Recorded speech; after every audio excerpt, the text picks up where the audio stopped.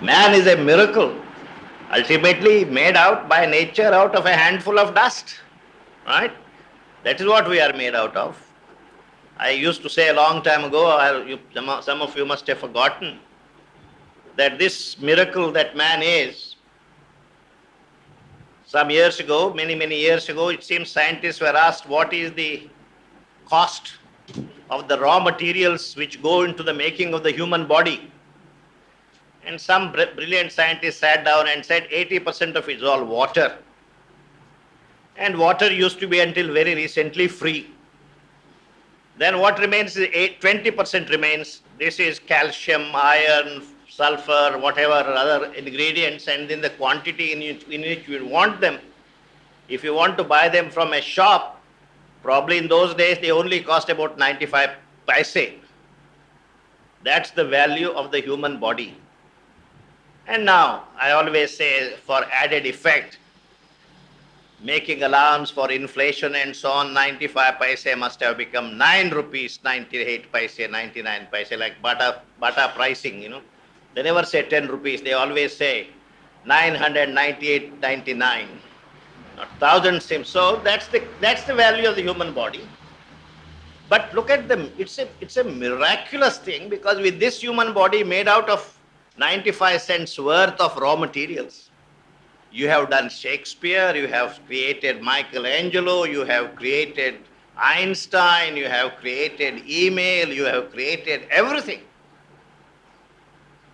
God sometimes must be envying, why, should I not go down and enjoy all these things that human beings have? All this, just a miracle. He is a miracle, all right, but the God of death does admit, but he says you are a fragile miracle. It's such a fragile thing. You don't know when it can break down, how it will break down. A fragile miracle, ultimately of what? Sinking clay. Just still made of mud. Still made of earth, handful of earth. That's what I said, a miracle made of handful of earth, except that earth has learned to think. Dust has learned to think. Dust has become a computer wizard. And the age of computer wizards is going down. My grandchildren's generation, there will be computer wizards at the age of 7 or 8. I don't know what they will do by the time they are my age. All these wonderful things are happening, but still it is a fragile miracle of thinking clay. Man is a fragile miracle of thinking clay, armed with illusions. And man is fully armed. Armed with what? Not nuclear warheads. Of course, he is equipped with nuclear warheads, but basically they are all illusions. They give you illusions of permanence in this world. So he says, fragile miracle of thinking clay, armed with illusions, walks the child of time. You are a child of time. You have a specified time during which you can live on this earth, then you will be gone. But you pretend as if you are going to be here forever and ever. You dream of eternity. You dream of immortality. Well, there are certain things to your credit, I do admit. You are a miracle, but you are a fragile miracle. A fragile miracle of thinking clay, armed with illusions, walks the child of time. The way even the words are arranged, the syntax of it, armed with illusions walks the child of time. Even the sentence is a banter about it. You see the sentence is walking with ultimate abandon, careless, but inside, what is the story? The story is what he is armed with is illusions. Armed with illusions walks the child of time.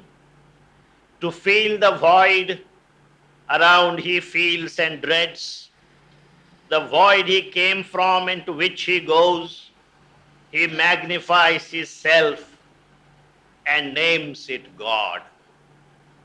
One set of illusions is called nuclear weapons, science and technology. Another set of illusions is called God. At least science and technology have the advantage of being tangible. You can lend them. You can steal them. As American technology was stolen by some countries, etc., etc. But God is something you can't even steal, not you can borrow, not do nothing about it. And what God is, He has a very God of death is when it suits His mood, He can be extremely cynical. He says, children when they grow up. I'm not talking about Indian children. Indian children hardly ever grow up until they are 12. But I'm talking about children outside India. By about 1 year, whatever, the child has to live, sleep, the separate room in his own bed, etc., etc. So independence is inculcated in the child. Now, very often children are in the habit of going to bed with a little doll, right? Your constant companion. All the time you have this stuffed doll with you. Now, what the poet is saying, the child sometimes wakes up in midnight. The wind is howling, it is snowing, it is dark, it is raining, and the child wakes up and suddenly feels very afraid. Daddy and mommy aren't anywhere nearby. They are in a different room, so you can't just get up from your cot and then go and call them for help. So you feel totally, all by yourself in midnight. And what gives you some reassurance is this doll. You look at this doll and think and imagine you have some company. There's somebody there. After all, it's only a doll. It's only a stuffed doll. It's not company. But psychologically, it is reassuring to have this doll. And so you pat this doll, and doing that, you again go back to sleep. Similarly, man, when he wakes up in the middle of life and finds himself all alone in this tremendous vacuum called the world, is afraid, doesn't know which way to turn. And at that time, like the stuffed doll, it is God that it turns to. God is a psychological prop that man has created to comfort himself in moments when he feels all lonely. Of course, when you're daddy, you can turn to daddy. When you're mommy, you can turn to mommy. But sometimes circumstances are such, daddy and mommy may be out of reach. Your closest friends are out of town. You can't draw the money from the bank because banks are on strike. Everything is like that. Then what do? It's like, a terrifying situation. Nothing that you trusted so far is available to you, is accessible to you. Everything is beyond reach. At that time, where will you turn? God. So this is a set of illusions that man has created, and this God is just that. So he says, to fill the void around he feels and dreads the emptiness all around him. He feels and is always afraid of the void he came from and to which he goes. Avyaktadini bhutani vyaktamadhyani bharata avyakta nidhananyeva tatra ka paridevana. We all come from a void. We again go into the void. There is a little episode in the middle called your life. And sometimes, even when you are experiencing this episode in the middle, the void comes back to us and we don't know what to do. Therefore, he magnifies his self and names it God. So this is about your God. To fill the void around he feels and dreads, the void he came from into which he goes. He magnifies his self and names it God. He calls the heavens to help his suffering hopes. All the gods seated there, they are whiling away time. They don't seem to be particularly busy. So he calls them for help. He calls the heavens to help his suffering hopes.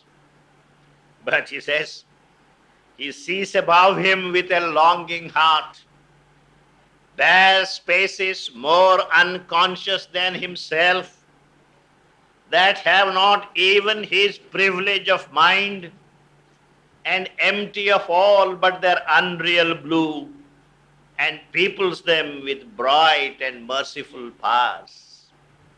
What an ignoramus human beings can be. When you are in difficulty, when you are all by yourself, you go down on your knees and look up to the heavens and pray for help. Don't you know? In this whole universe, man is the highest creation. There is nowhere else, in no planet, nowhere else is any creation, any being which is superior to man. Man is the highest creation here. What are you looking up there? Who is there? All that you have there is an empty sky. And the empty sky looks blue. But scientists will tell you the sky is not really blue, it's an illusion of your eyes. So even the blue of the sky that you are looking up to is not real. So the color is not real. There is nobody there, it's empty space. Recently they reported in the papers that the suspicion or the hypothesis that there might be some life forms in the Mars may not be true. There may not be any life form anywhere else. You know all these things, and yet he sees above him with a longing heart bare spaces more unconscious than himself. What is there here more conscious than man? The highest consciousness. And to the extent you are conscious, you are near to God. And undoubtedly, without any doubt, man is the being nearest to God here. There is no higher creature than God. And so why do you look up and pray for help? Bare spaces more unconscious than himself, that have not even his privilege of mind. Man at least has the privilege of mind. There are no other creatures who have even the privilege of mind, and empty of all. There is nothing there, it's all empty. But their unreal blue. There is a blue all right, but even this blue is unreal. The sky has no color of its own. Empty of all but their unreal blue, and peoples them with bright and merciful powers. And so, like a little child playing with his toys, we all keep our gods up there in the sky. God of this and God of that and God of... There is no such God, because only God is sitting here on earth. The only person nearest to God is man. But we have the illusion that there is God. This is human life. This is what man is. His gods are false. His illusions that he is powerful is false. Everything is false, and therefore, armed with illusions, walks the child of time. That's what he's saying. For the sea roars around him, and earth quakes beneath his steps, and fire as it is doors, and death prowls baying through the woods of life. There are natural calamities all the time happening in the world. The technologically most advanced countries of the world are also not exempt from this terror from nature. Of course, technologically nations not advanced enough, like the super cyclone that we saw in Odisha not too long ago. Sometimes you feel the sea almost comes to your doorsteps. There is earthquake, houses, buildings, everything collapses. And man lives in this house of cards. And he wants to build a civilization, he wants to build a permanent home for himself. If not natural calamities, then man-made calamities come. The Bhopal tragedy, leak of an atomic plant somewhere, all kinds of things happening all the time in this terrible, terrible world. It is by chance we live. This is the kind of world, and look at this man's gumption. He feels that he is immortal here, he is going to build something immortal here.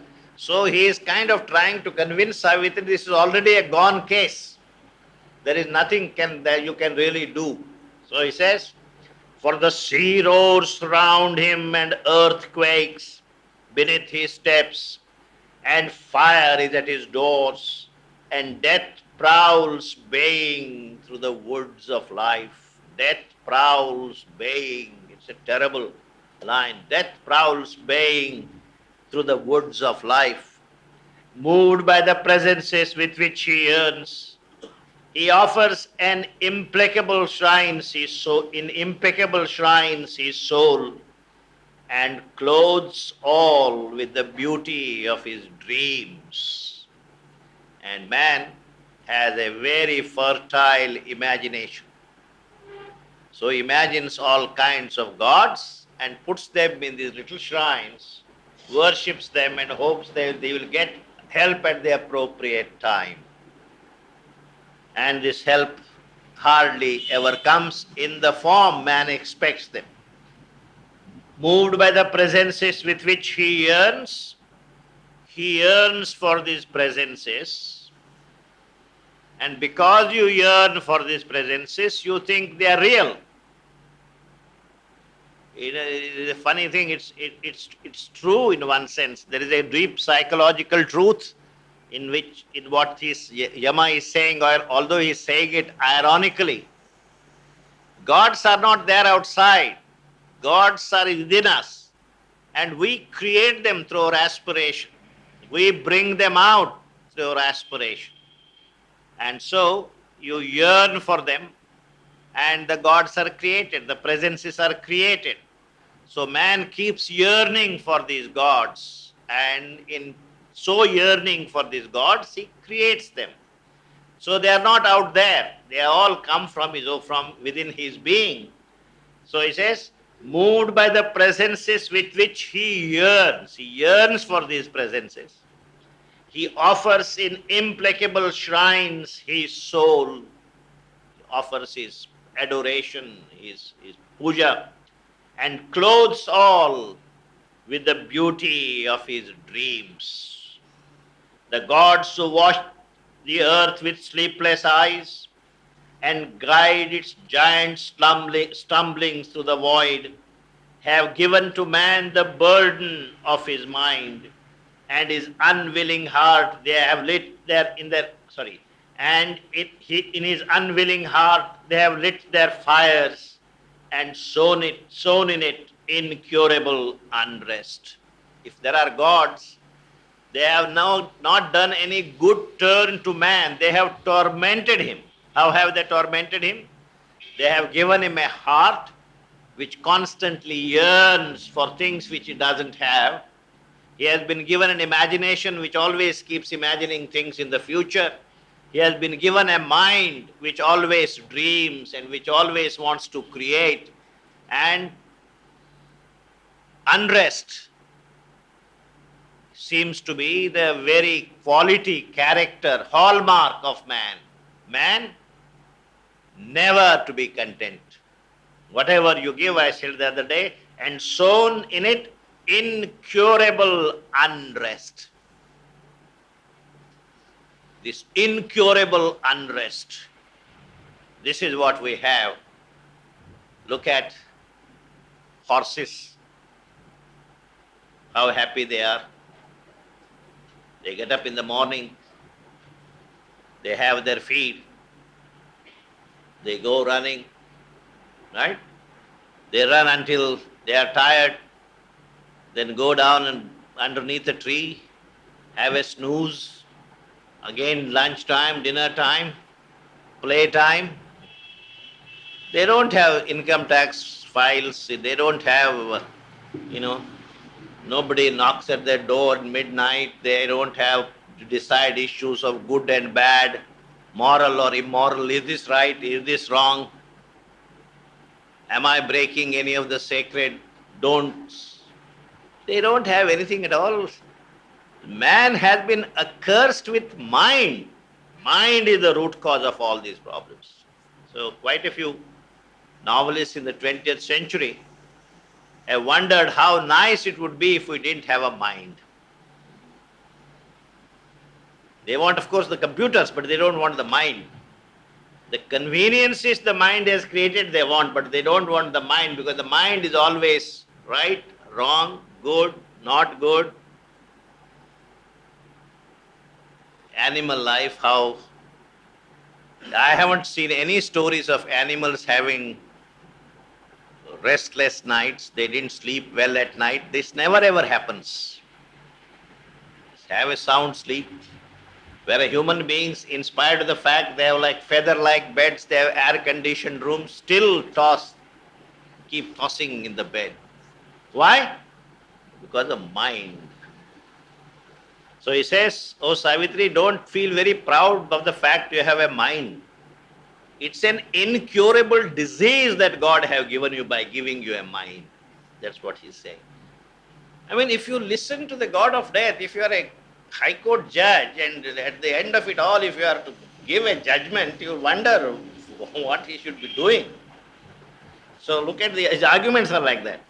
The gods who watch the earth with sleepless eyes and guide its giant stumblings through the void, as we advance, man stumbles and still moves on, have given to man the burden of his mind.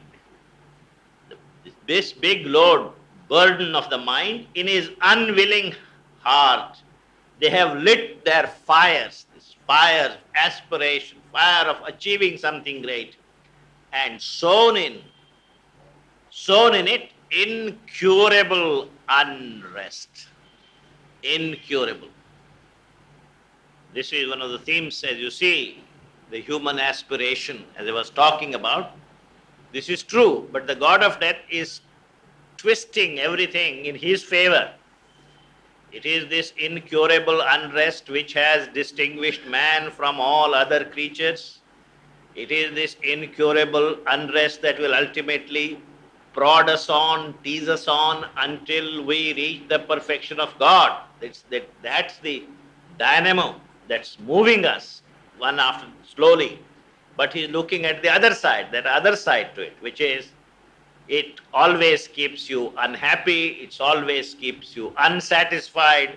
And he says, whatever gods you have created, at best you have to be thankful to them for giving you a heart which has endless hopes and desires, and for giving you a mind which has endless urge to be better and better and better. And therefore you lose your sleep, you lose your rest. His mind is a hunter upon tracks unknown, amusing time with vain discovery. He deepens with thought the mystery of his fate, and turns to song his laughter and his tears.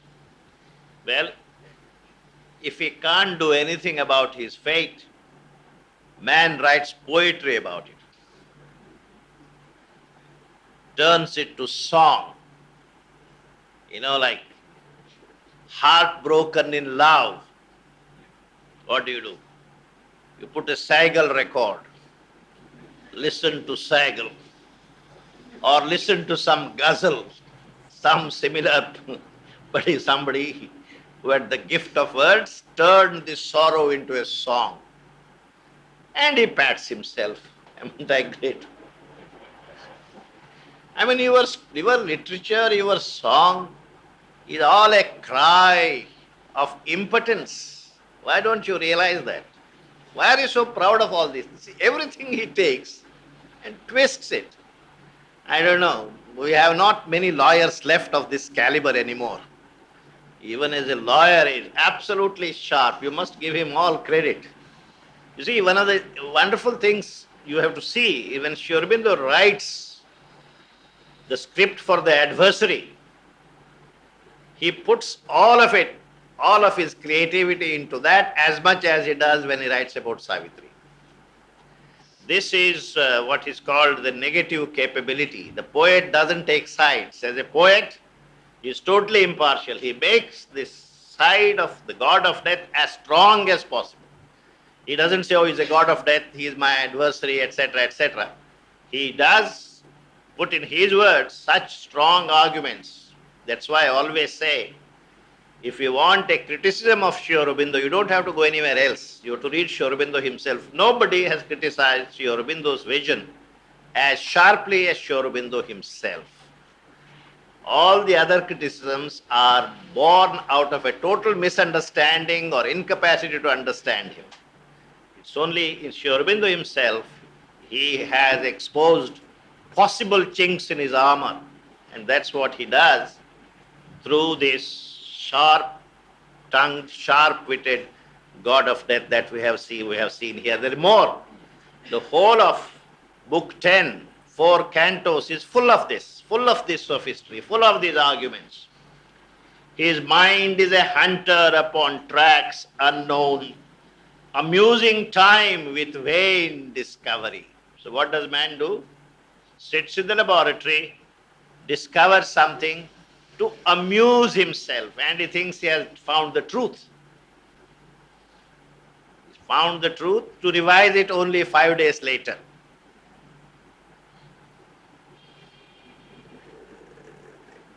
A friend of mine, whose name I won't mention because you will all gather to him after this talk, announced to me recently that some scientists in Harvard have discovered that chocolate is good for health. Those of you pusillanimous mortals afraid of eating chocolates, although you like them very much, take heart. Scientists are saying the cocoa in chocolate has some quality which helps the arteries to expand a little bit. That may be the reason 60 years ago this friend of mine was saying that the mother said cocoa must be mixed with milk you give in the dining room. Now, we were told all these years, many of my good friends became large-hearted distributors of chocolate. Why? Because they couldn't eat them. So you distribute them. Now no more. Now, there will be still distribution, but it will be limited distribution. So science says this. At one point comes out to the truth, no sugar. Sugar, what is it? Sugar, salt and refined atta are the 3 white poisons you can ever eat. So we try to avoid them to the extent possible. Some people, of course, avoid them and become immortal. But, but some of us try to do what we can, the great struggle. And then suddenly it comes, a certain amount of sugar is essential for the functioning of the brain. Somebody comes. Now that's what he's saying. It's amusement, it's a kind of amusement park. Science, what you call science, what you call truth, is nothing more than an amusement park.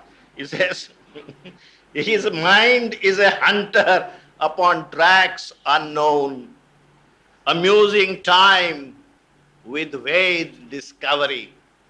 Well, jokes apart, what I am told about chocolate is true. I learned on very good authority. So a friend of mine has come from no less a place than England, so he must probably be scientific truth. So if you have chocolates, you have been kind of hesitant to eat. Eat in moderation. That's even if you take amrit out of not in moderation, it can harm you. So even chocolate in moderation is okay. Right, so his mind is a hunter upon tracks unknown, amusing time with vain discovery. He deepens with thought the mystery of his fate and turns to song his laughter and his tears. His mortality vexing with the immortal's dreams, troubling his transience with the infinite's breath. They gave him hungers which no food can fill. He is the cattle of the shepherd gods. Gods are his shepherds, and like dumb-driven cattle, they drive man, and to make it easy, what have they done? They have given him hungers which no food can fill. This is what is called the spiritual hunger. Nothing transient, no fulfillment in finite terms can ever fill that hunger. That hunger they have given him. And with that, they kind of drive him from one place to another.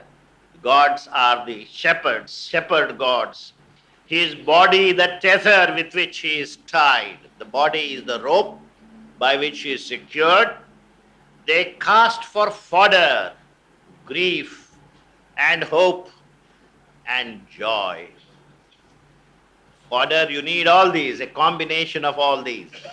You need grief, you need certain amount of hope and certain amount of joy. Grief, hope and joy. His pasture ground they have fenced with ignorance to make sure you keep grazing there forever and ever. They have made sure that there is a strong and stout fence, so you don't see beyond it, and that fence is called ignorance.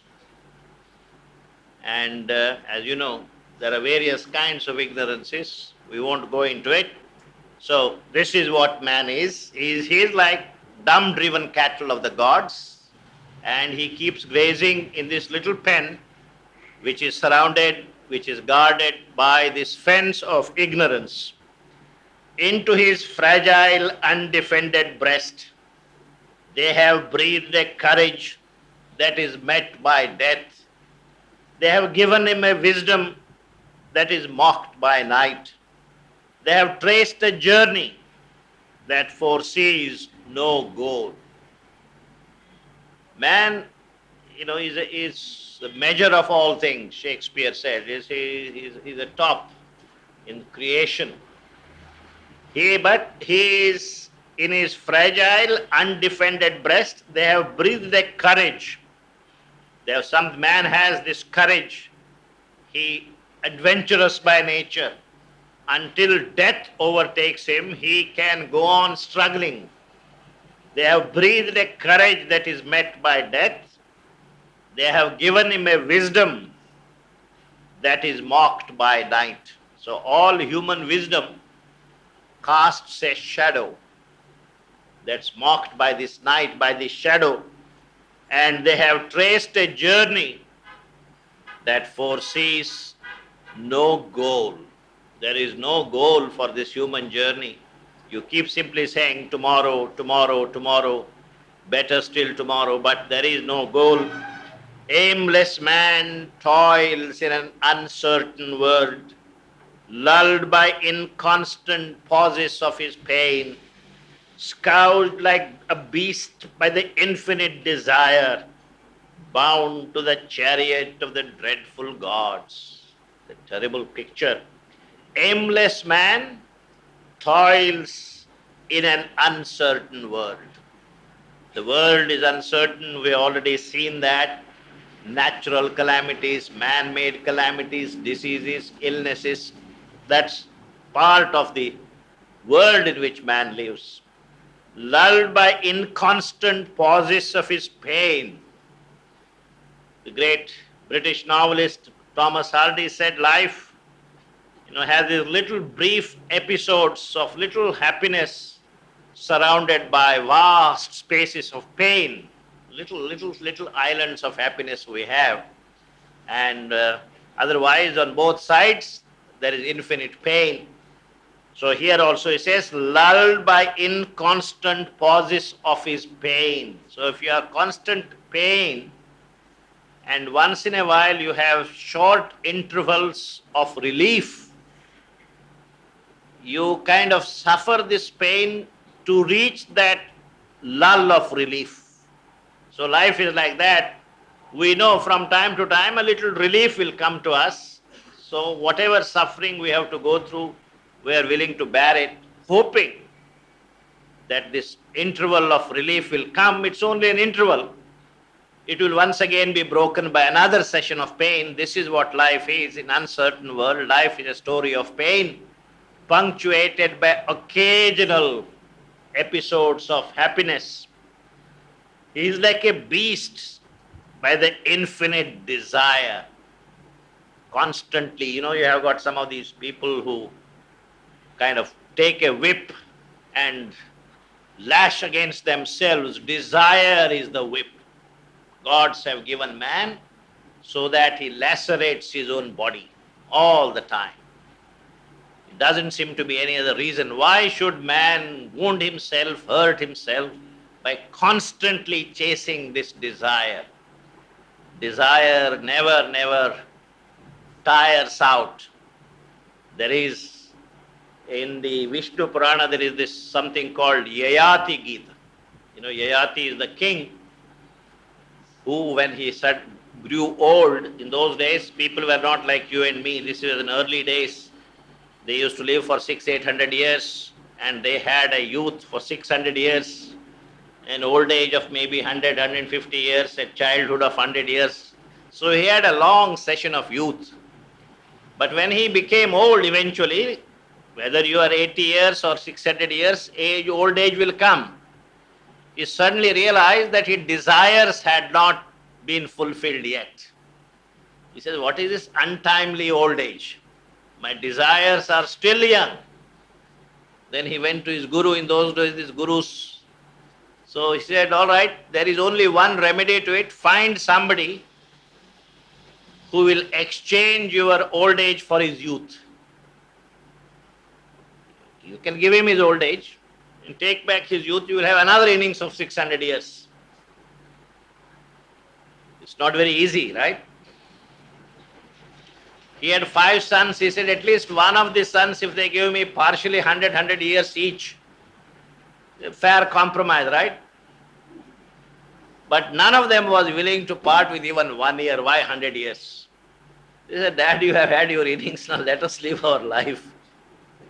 Finally, one son, Bola, he got him. Father, he said, whatever you say, I'll accept. You take my youth and you give my old age. He was very happy. He took youth. And right in the middle of that period, he suddenly realized that this is a fire which can never be extinguished. So it is a beautiful poem. He says, the bones become brittle, the hair become grey. It's a beautiful Sanskrit verse. The body becomes hunched, but none of these ever apply to desire. Desire is ever erect, desire is ever young, desire is ever strong. In fact, it is younger and stronger than when I began. Although my body has become like this, my teeth have all fallen, my hair have all gone grey, my bones have all become brittle. And therefore he says, this is not the way to conquer desire. Desire, you realize at the end of it all, is a scourged like a beast by infinite desire. It's like a whip gods have given you. You keep constantly lashing. Masochistic people who take delight in hurting themselves. Of course, they get at the end of it all this exercise. There's people who go out and collect some money. They get maybe 5 rupees, 10 rupees for inflicting all those wounds on their backs. But I'm sure either through practice or whatever, they must be enjoying this experience. Otherwise, you can't imagine somebody doing all this for 5, 10 rupees. So we also, constantly being frustrated in our desires, we just continue, and therefore he says, bound to the chariot of the dreadful gods, But if thou still canst hope and still wouldst love, return to thy body shell, thy tie to earth, and with thy heart's little remnants try to live. Please take the advice of an elderly person, of a senior man. Don't waste your time any further. Man can best fulfill himself when he is in his body. Go back to earth, once again wear your body, live within the limitations which are appropriate to man, and with thy heart's little remnants try to live. Hope not to win back to thee, Satyavan. Do not try for the impossible. I think we'll take a break. More incidental points to add to what I have been developing on the theme of immortality and death.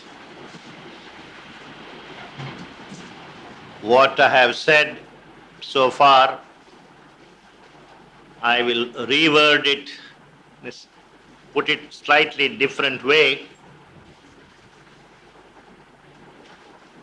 We have seen so far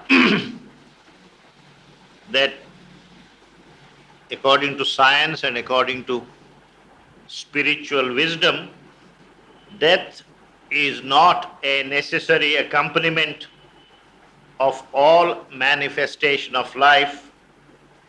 It is no more than incidental and hence eradicable.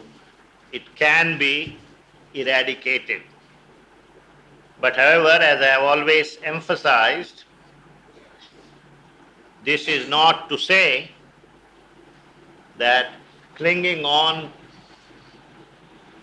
to the physical body can be any great goal for any yoga. So we don't want to cling on to the body, but the mastery over the body, mastery over death, as a mastery of the spirit over everything in manifestation, that's exactly what is aimed at. So this may look like the most material aim anybody can set. There is a contradiction in all, seeming contradiction, because as you can see, the greatest spiritualist is also the greatest materialist. Sri Aurobindo is the greatest spiritualist the world has ever seen.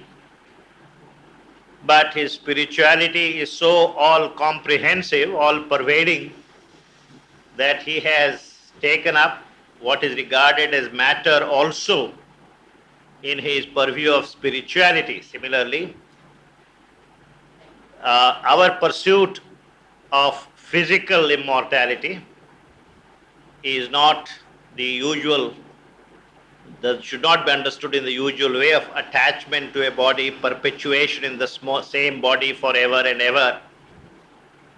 The attachment to the body, as I have told you, is primarily the ego's attachment to the body.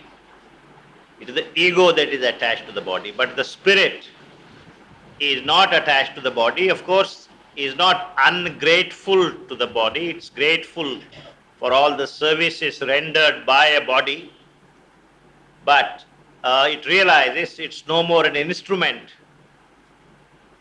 As the old Sanskrit adage goes, it is khalu dharma sadhanam, sharira madhyam khalu dharma sadhanam. It is not the sadhya, it is a sadhana, it's an instrument.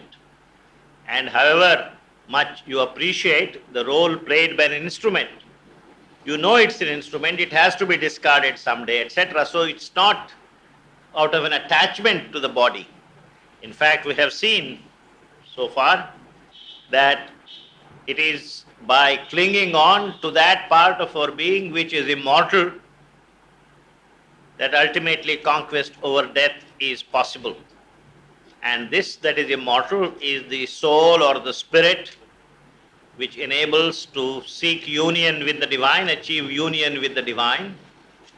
And we still just want to extend the authority of the divine, as it were, over all parts of our being, including the body.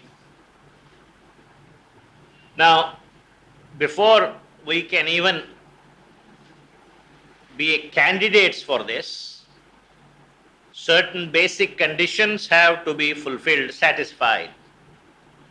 And we'll see what these basic conditions are. The first condition, of course, the mother says, if you wish to escape from death, you must not bind yourself to anything perishable. You should not bind yourself, any attachment to anything that is limited, anything that is perishable, is totally incompatible with the prospect of the physical conquest of death. So only when you are not attached to the body, you begin to gain the right to have conquest over death. So it may look like what you have conquered is death, what you have gained in return is the body, but it's not that body. It is something totally different. That we have is the all-consuming hunger that the individual in his egoistic self-limitation feels, and it becomes in the sequel the harbinger of death. Finally, not finally, it is also important to realize sexual impulsion is a particular form in which this ego, the blind drive of hunger, is felt by the separative ego. A body given over to the functioning of sex cannot, in the very nature of things, escape the clutch of death. So the mother has said in some place that the supramental body will be a sexless one. So in other words, it is not being claimed or said, if ever your body has felt the sexual impulse, that will automatically rule you out. It's not being said, that's not being claimed. All that is being claimed is that to be able to be a candidate, you have to be able to rise beyond sex. And sex is a particular form of this hunger of the ego, and that also has to be transcended. The next condition, a total victory over time, is another achievement that one has to secure if one would seek to be free from the obligation of death. Timelessness, to rise to a status of timelessness. That's what Savitri also was given her yoga. And she was saying, rise to a realm where there is no time. It's only from there that you can conquer death. Now, all the disabling factors mentioned above are appendages of the besetting obscurity of cosmic ignorance, whose vessels we are at present. And unless this ignorance is eliminated, there is not the least hope of achieving earthly immortality.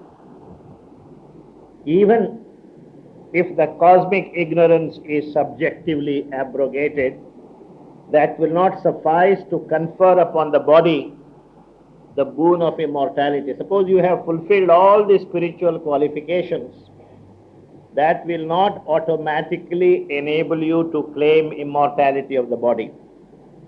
What has to happen is through yoga, the kind of yoga that the mother took up, the substance, even the physical substance, has to be supramentalized. So all these conditions have to be fulfilled, and then this yoga has to be continued. This stuff of the body, the physical stuff, also has to be supramentalized. I read out from what the mother has said, what is the quality of the physical substance that is needed.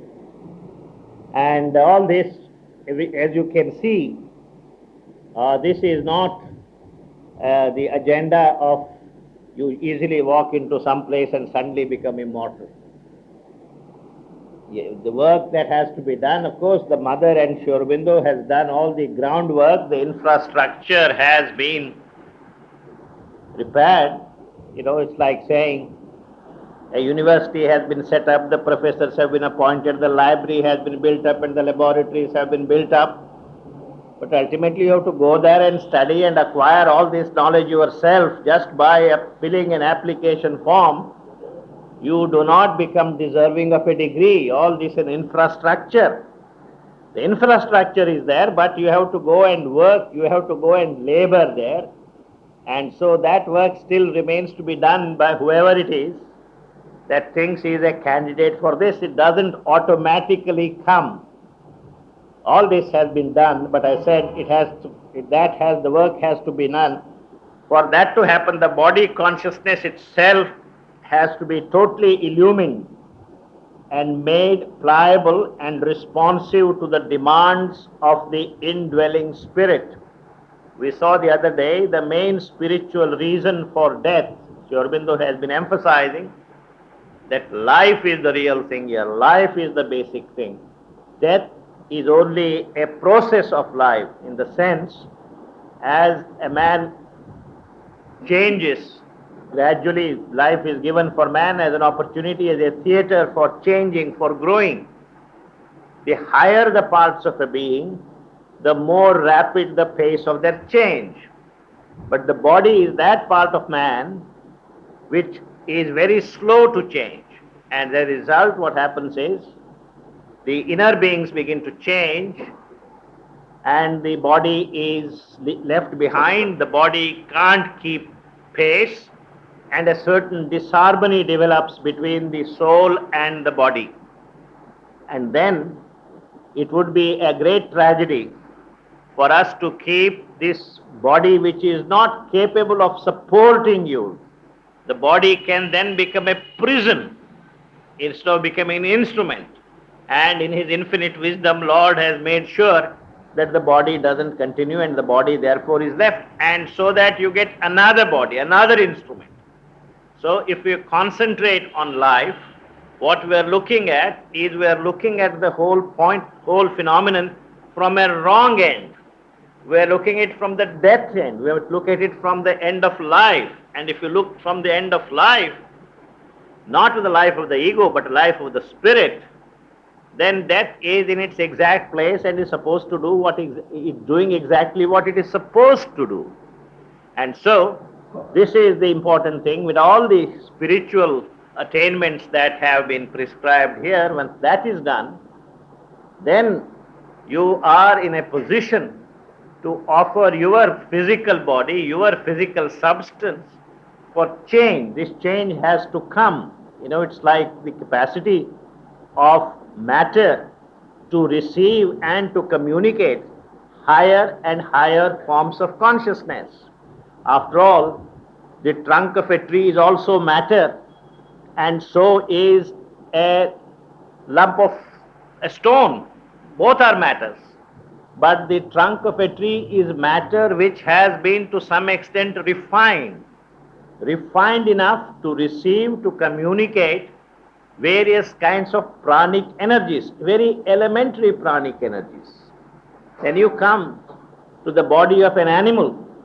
The body of an animal is also made of matter, just as a tree is made of matter. But the body of an animal is still more refined matter. As a result, it can receive and communicate higher forms of pranic energies. Then you come to man. This body is also matter, but this matter is different from the matter in the bark of a tree, in the branch of a tree. This is still more refined. And this refinement enables us to receive and communicate higher and higher forms of pranic energies, which animals can't take, which trees can't take, and as a result of this has now become capable of housing the mind, making the mind function. Now just imagine, taking the same logic, if something finer than mind has to be received and communicated, and all that you have to offer is this body, it won't work. And if you offer this body to the higher spirit, the higher consciousness, the body probably will be burned to dust. Like camphor, you just light camphor and no time it's all gone. So what therefore you have to do is to receive the higher consciousness into the physical stuff, and the physical stuff has to change. Now all these days, all these years, this effort was not done consciously. Nature undertook the responsibility of doing it. And as a result, since nature was doing it, nature doesn't count the calendar. Nature doesn't have a calendar, doesn't say January, February, March, April, 1 year, 2 years, 3 years. So it took hundreds and thousands of years, millions of years before this change, gradual change came into the substance of matter. Now, man has come, and with the consciousness that man has got, the mind that man has got, this process can be accelerated as never before, and particularly after the descent of the overmental consciousness in November 1926 and the supramental consciousness in 1956, the whole process can be accelerated a great deal, and the preliminary work of doing this has also been done by the mother. She has literally taken off a few thousand years of labor. She has done all that herself through her body. And yet, it's not as if there is nothing for us to do. There is still some work for us to do, this work of transformation. And that's what I'm saying. For that to happen, the body consciousness itself has to be totally illumined. Now, the physical being could only endure if by some means its physical causes of decay and disruption could be overcome, and at the same time it could be made so plastic and progressive in its structure and its functioning that it would answer to each change demanded of it by the progress of the inner person. It must be capable of keeping pace with the soul in its formation of self-expressive personality, its long unfolding of a secret spiritual divinity, and the slow transformation of the mental into the divine mental or spiritual existence.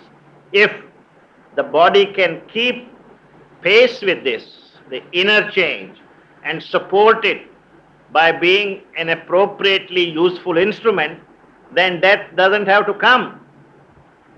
So ultimately, the reason for death is not material, it is spiritual. It is simply because the soul cannot benefit any more by keeping that body that death comes.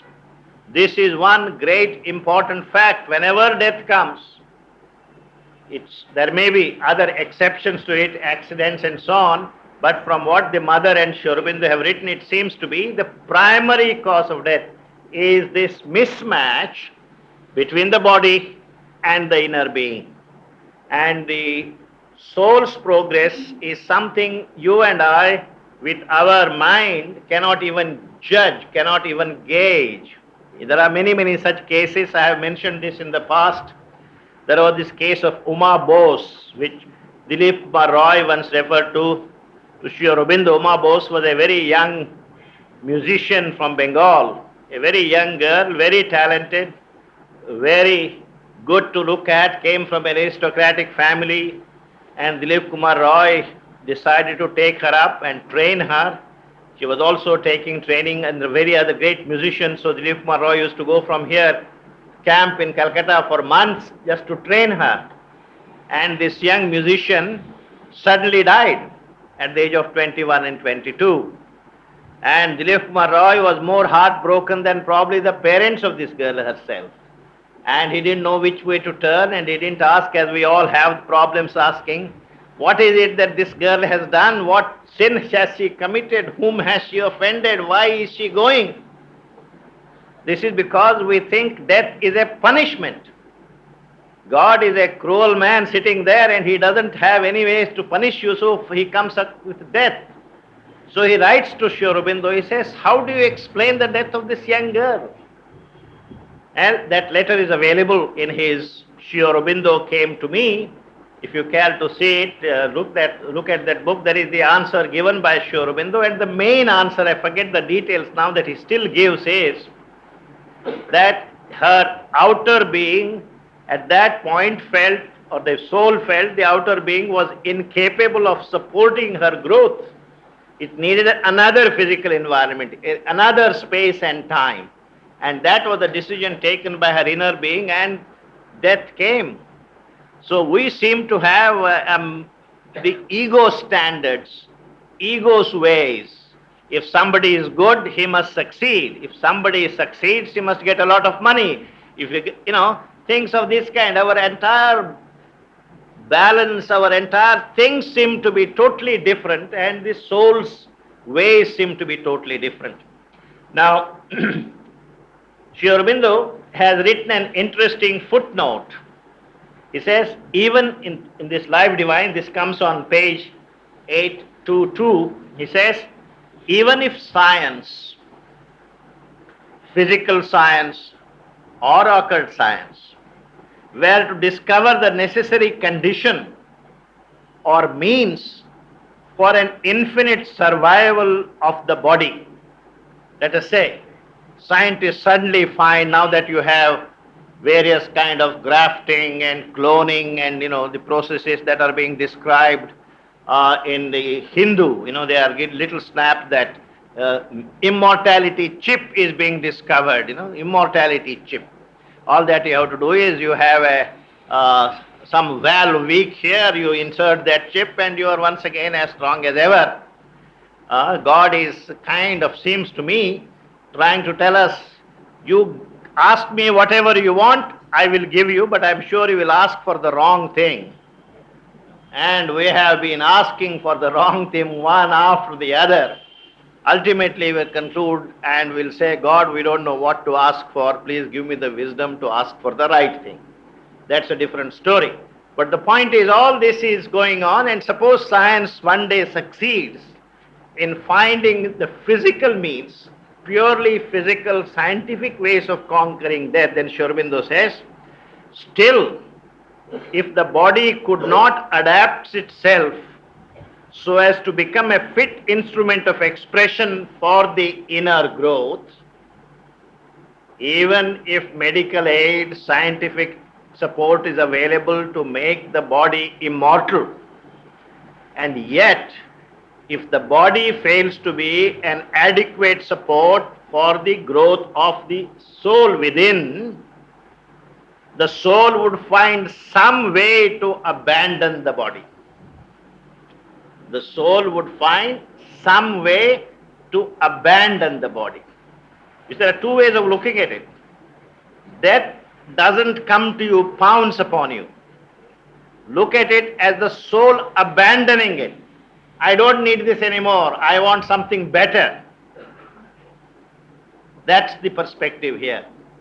Don't look upon yourself as a victim of death. Look upon yourself as somebody who has this infinite growth towards God, and the body has been useful. Along with it, there are concomitant things. You have good relatives, you have a good degree, you have good bank balance, etc., that has accumulated around this. If you find it all pleasant and nice, it is painful to leave it. Well, let's admit it, but don't regard that you are a useless, helpless victim in the hands of death. Just say that in most cases it is the inner spirit that decides, however beautiful this is limiting to me now. My main purpose is this upward journey, and I don't want to be caught up in this and be here forever and ever. And so it decides and quits the body. So that's what he's saying. It takes a special care to put it as a footnote, so that we feel that it's all ultimately the science and scientists who decide whether man is going to be immortal or not. The efforts of science are welcome, but ultimately it is the soul's decision. He says, even if science came to this conclusion, if the body could not adapt itself so as to become a fit instrument of expression for the inner growth, the soul would find some way to abandon it and pass on to a new incarnation. The material or physical causes of death, please note, the material or physical causes of death are not its soul or its true causes. See, the material cause, oh, he had a heart failure, he had a kidney failure, he had this and that. They are just make believe, he says. They are just, you need some reason. God tries to make this world as reasonable as it can be made. And sometimes, even when he is baffled, he sends things like cancer. Everybody is baffled. That's an idea, that's an indication that God himself is baffled. He doesn't know what to do. So ultimately, it is the soul that calls the shot. And this is the important thing that is being told to us. The material or physical causes of death are not its soul or its true cause. Its true inmost reason, its true inmost reason is the spiritual necessity for the evolution of a new being. There is a spiritual necessity. Death now is a spiritual necessity. When will death disappear? When it is no more a spiritual necessity. As simple as that. And I don't think anybody can make it more straightforward and more simple than what Sri Aurobindo has made it. That we have no time to read what they have written. That's a different matter. But if you really read it, they have not confused anybody, they have not misled anybody, they have said exactly what has to be said, what is the nature of death, why is death coming, and if you want to triumph over death, what has to be done. All this they have very clearly set out in their books.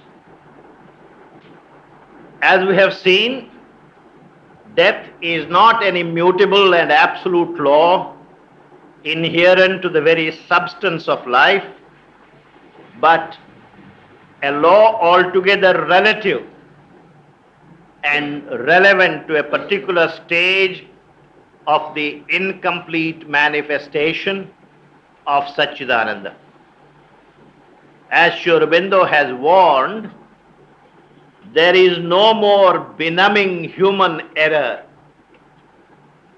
than to mistake a stage for the goal or to linger too long in a resting place.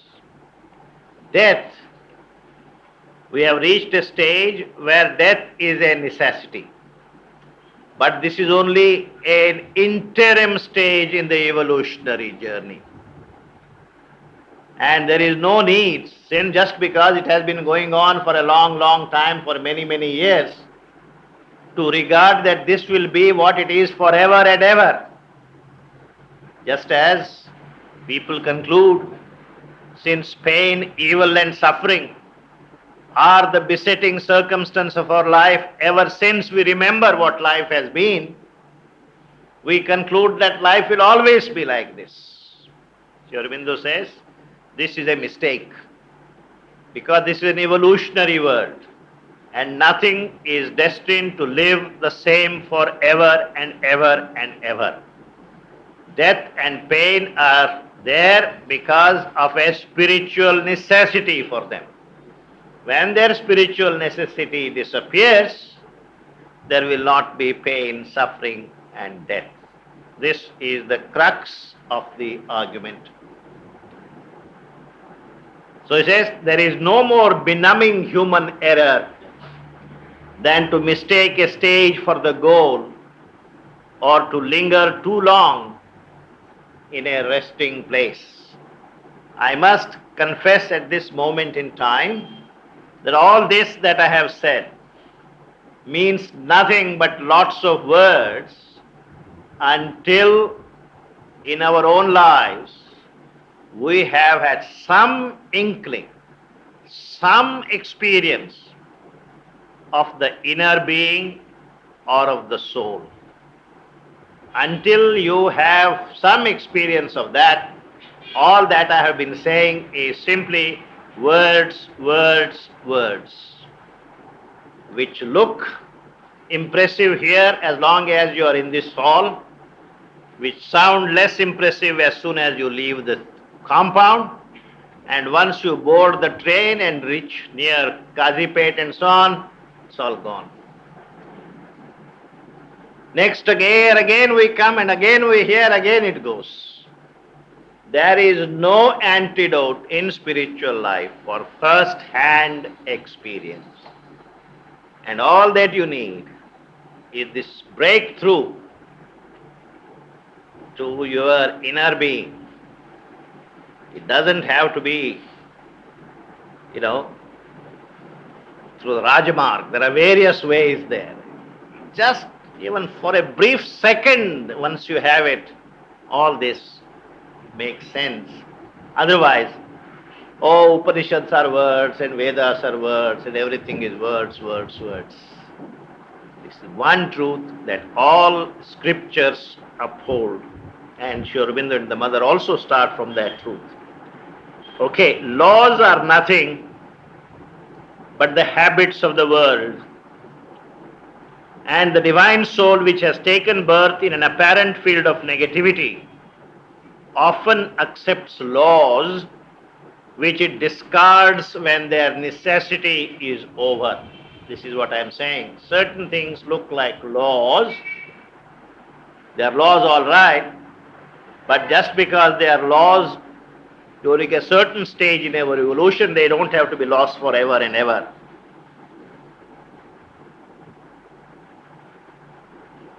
In integral yoga, it is not aimed to keep the same physical body forever and ever.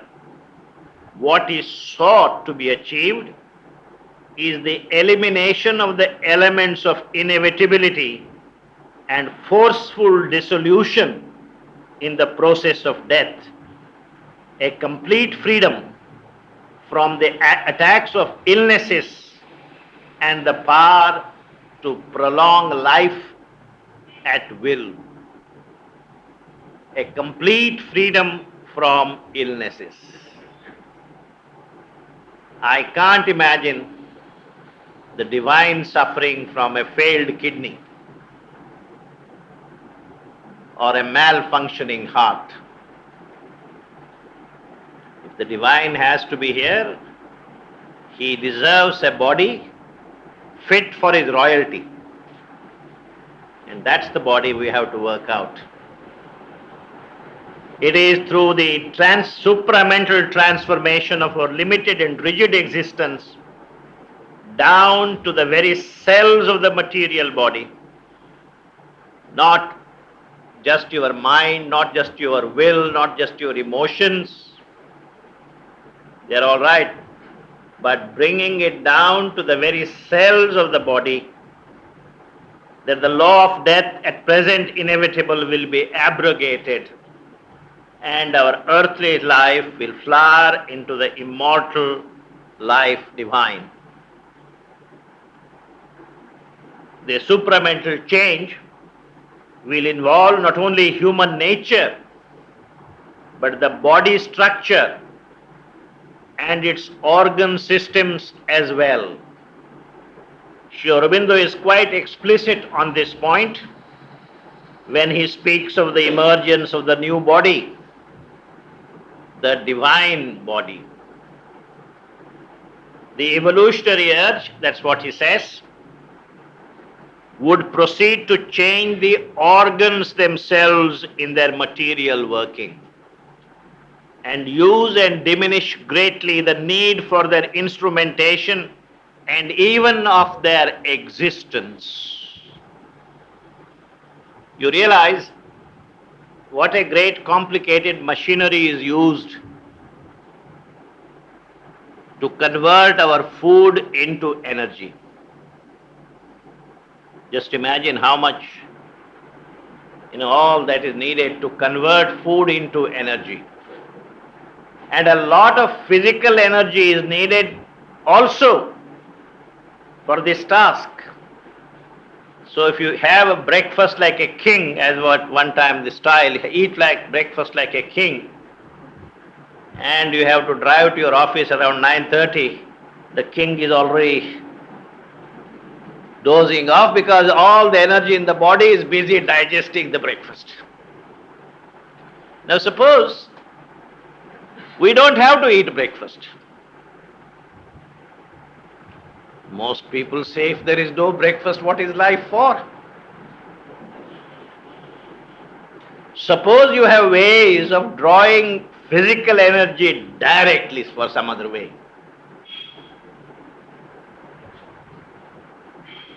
Half the illnesses in the world will just disappear like this. So, supramental change, we all come here, it looks very grand, but remember what's going to happen, things are going to change. No breakfast, no lunch, no dinner. Because the body will be equipped with new organs, new ways of drawing power. You won't need any of these things. So people will ask, if I don't eat breakfast, lunch and dinner, what do you do with myself? So we have to rethink, we have to reorient ourselves. It's going to be lucky it's not coming so fast. You should realize why those people are holding back. They're giving us time to adjust ourselves to this new scenario that is going to come. Part of our being is in hurry, in a haste, but appropriate changes are necessary. So he says, the evolutionary urge would proceed to change the organs themselves in their material working and use and diminish greatly the need of their instrumentation and even of their existence. This might go so far that these organs might cease to be indispensable. The organs are indispensable. And slowly, if you stop using them, desuetude will give you, gradually these organs will disappear. To give you a small example, there was a time when human beings walked on four, 2 legs, 2 feet, like other animals. Then suddenly we learned the trick of walking on 2 legs. So when we are on 4, the only equipment we had of attack and defense was the mouth. Right? So somebody attacked us, we had to growl with the mouth and attack that person with the mouth. And to be able to attack an enemy, the mouth must be equipped with very strong jaws and with ferocious teeth and a prominent jaw like this. Now, if you want to carry a bag, shopping bag, of course in those days there was no shopping, but suppose they existed, you would carry the shopping bag in your mouth because your hands were busy walking. Now that this change has happened, a number of things have happened. The one thing that has happened is these 2 hands are now suddenly free for attack and defense, for holding on to things. They have become smaller than legs, have become more comely, more delicate fingers, etc., etc. And the mouth, which is not anymore used for attack and defense, has suddenly shrunk. The teeth have become very pretty, Colgate smile, etc., etc. Man has, become very nice. The lips have become very delicate. Just imagine one single thing that happened, the root cause of this, man became a vertebrate, began to walk on 2 legs and the 2 hands became free. And gradually and slowly, this part of the brain began to develop, become large, and this automatically shrank. And so this is how we are. And somehow, if these changes have come, and nature keeps on adapting and adjusting itself, The other changes are also as a result not using things.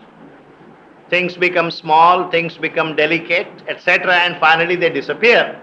Similarly, some of the organs which we now use, if they are not used for a long, long time, if the same purpose is served by some other ways, these organs might disappear. This might go so far that these organs might cease to be indispensable and even be felt as too obstructive. The central force might use them less and less and finally throw aside their use altogether.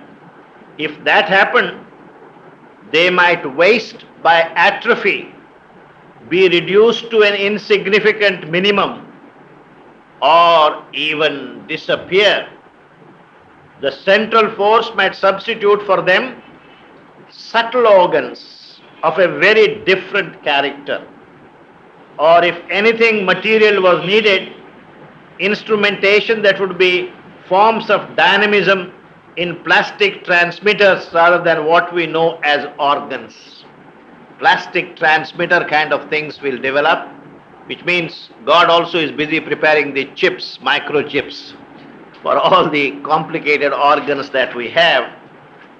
Not only the body structure and the organ systems will undergo the necessary supramental transformation, the very substantial stuff of the body, although still remaining material, will be of an altogether different sort. What he's saying is, the very stuff of this material substance out of which the body is made, that will undergo a change. For corresponding to the supramental consciousness of the Gnostic being, there exists what Sri Aurobindo has called supramental substance. That is not only a supramental consciousness, there is a supramental substance, which alone can confer on the body an earthly immortality. Now, what are the attributes of this supramental substance that will make it immune to the ravages of decay and death? What are the qualities of this supramental stuff, supramental matter? And the mother has explained this. One of the greatest victories will be the transformation of matter, which is apparently the most undivine.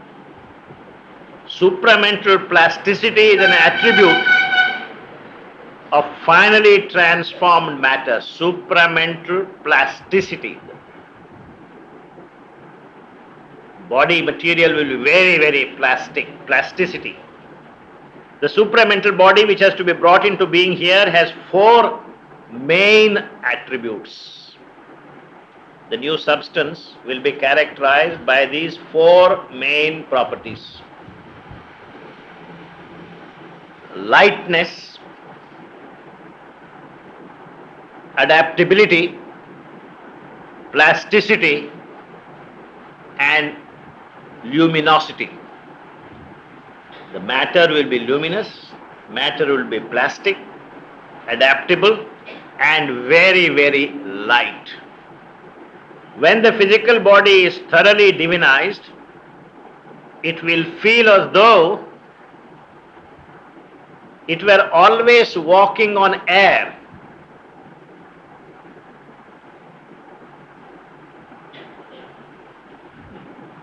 No arthritis. You know what a great boon that will be.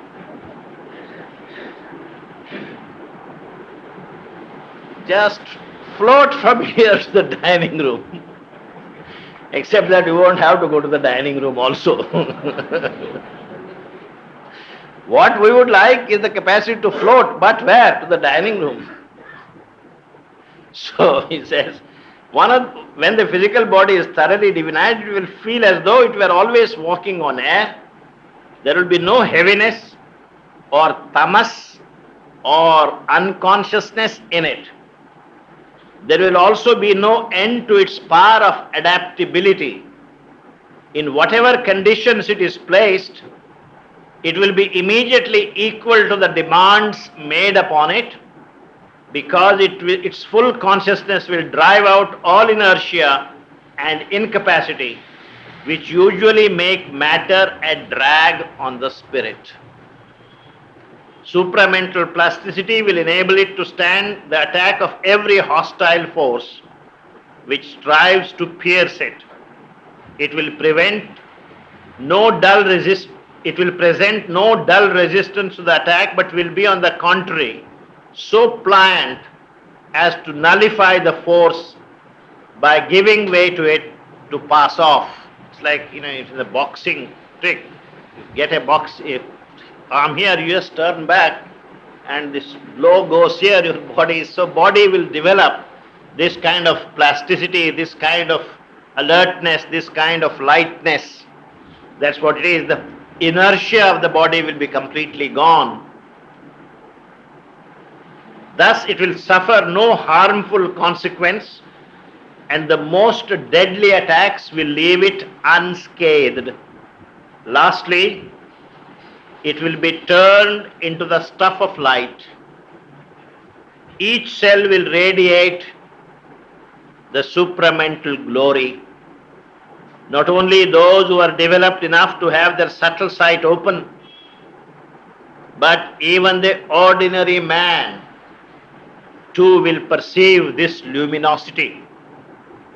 It will be an evident fact to each and all, a permanent proof of the transformation which will convince even the most skeptical.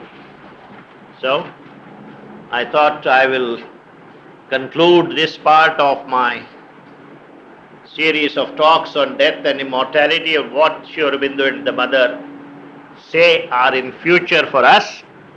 But right now, we still have to limp our way to the dining room. All the humiliations that our body makes us subject to, we have to bear. And very often we wonder, when will this come? And we despair and we worry and we wonder whether this is true or a fairy tale, etc. And in moments of such despair, I think sometimes we should read lines like the following. I will read these few lines.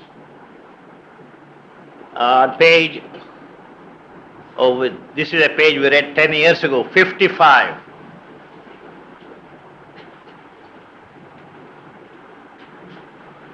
When God's miracles happen, this is a miracle, seemingly a miracle, but every part of the way has been paid for by the tapasya of Sri Aurobindo and the mother, and there is some more tapasya that has to be put into it before the miracle will happen. Thus will the masked transcendent mount his throne. When darkness deepens, strangling the earth's breast, and man's corporeal mind is the only lamp, as a thief's in the night shall be the covert tread of one who steps unseen into his house. A voice ill heard shall speak, the soul obey, a power into mind's inner chamber steal, a charm and sweetness open life's closed doors, and beauty conquer the resisting world. The truth light capture nature by surprise, a stealth of God compel the heart to bliss, and earth grow unexpectedly divine.